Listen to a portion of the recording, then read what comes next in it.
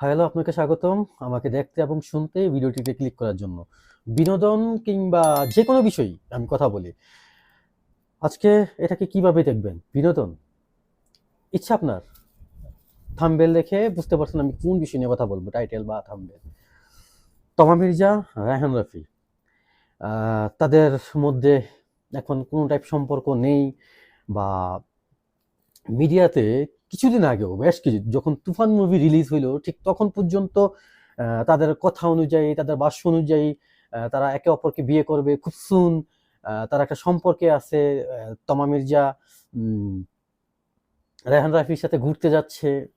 Actually এই ব্যাপারগুলা হয় কি, আমি সবসময় একটা কথা বলি, নায়িকা বাংলাদেশের ফিল্ম ইন্ডাস্ট্রিতে নায়িকাগুলা আসলে খাট কাঁপানোর জন্যই তারা বিশেষভাবে আগায় বা এই লাইনে আসে।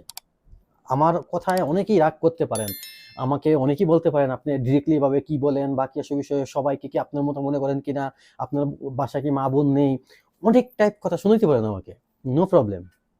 কিন্তু আমি আমার জায়গায় এক, এই মিডিয়াতে বা এই লাইনে যে মেয়েগুলো আসে তারা খাট কাঁপানোর উদ্দেশ্যে আসে। আপনি একটা মেয়ে দেখাইতে পারবেন না খুব সৎ উদ্দেশ্য নিয়ে আসে। আসলে সৎ উদ্দেশ্য নিয়ে কি এরকম লাইনে কেউ আসে কিনা এটা নিজেকে প্রশ্ন করেন। তমা মির্জা রায়হান রাফি সম্পর্কে তারা কি ছিল, এতদিন কি করছে, এটা মিডিয়া পাড়ায় যদি আপনি অ্যাক্টিভ থাকেন আমার মনে হয় না আপনার অজানা কিছু। ঠিক এই সময়তে এসে তারা দুইজনই না করতেছে, তাদের মধ্যে কিছু নেই, তাদের মধ্যে কিছু ছিল না বা আগে পরে ছিল কি ছিল না, বাট এখন আপাতত কিছু নেই। এখন আমার এই কথার উপর বেস করে আপনি বলতে পারেন একটা সম্পর্কে তো ব্রেকআপ হইতেই পারে। একটা সম্পর্কে তো আসলে ডিভোর্স পর্যন্ত হয়, হাজব্যান্ড ওয়াইফ 10 বছরের সংসার পর্যন্ত ডিভোর্স হয় ভাই। হ্যাঁ হয়, অবশ্যই হয়। কিন্তু আমার কথা হলো এখানে আমরা যদি আমি মনে করি আমি রায়হান রাফি হই আর কি, এক্সাম্পল দিচ্ছি, হ্যাঁ। তার মানে আমি একটা মাধ্যম সমাজে, আমার একটা পরিচিতি আছে, আমার একটা অবস্থান আছে, আমাকে নিয়ে আমাকে দেখে মানুষ ভালো কিছু জানবে, শিখবে, বুঝবে, জানার চেষ্টা করবে, আমি একটা মাধ্যম। সেম নায়িকাদের বেলাতেও, নায়কের বেলাতেও শুধু যে পরিচালক প্রযোজক কিংবা প্রযোজক তো পরের বিষয়, কিংবা নায়িকা তারা মাধ্যম এটা না।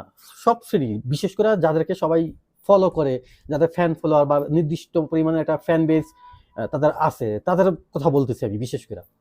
তো এই মানুষগুলা যা কিছু করে হিসাব করেই করতে হয়, বুঝে শুনেই করতে হয়, বা করলেও এটা গোপন রাখতে হয়।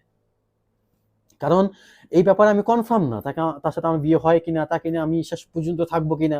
যেহেতু আমার তার সাথে এখন ঘোরাঘুরি হচ্ছে, এটা গোপন থাকুক। আসলে গোপন তো আসলে কোনো কিছুই থাকে না। আমি এই জন্য বলতেছি, এই বিচ্ছেদগুলা বা নায়ক নায়িকাদের বা পরিচালকদের এগুলা এখন কিছুই না। যেহেতু কিছুই না, আমি অবশ্যই বলবো এই লাইনে বা এই মিডিয়া জগতে যারা আসে তারা খাট কাঁপানোর জন্য আসে, রাতের বিনোদন।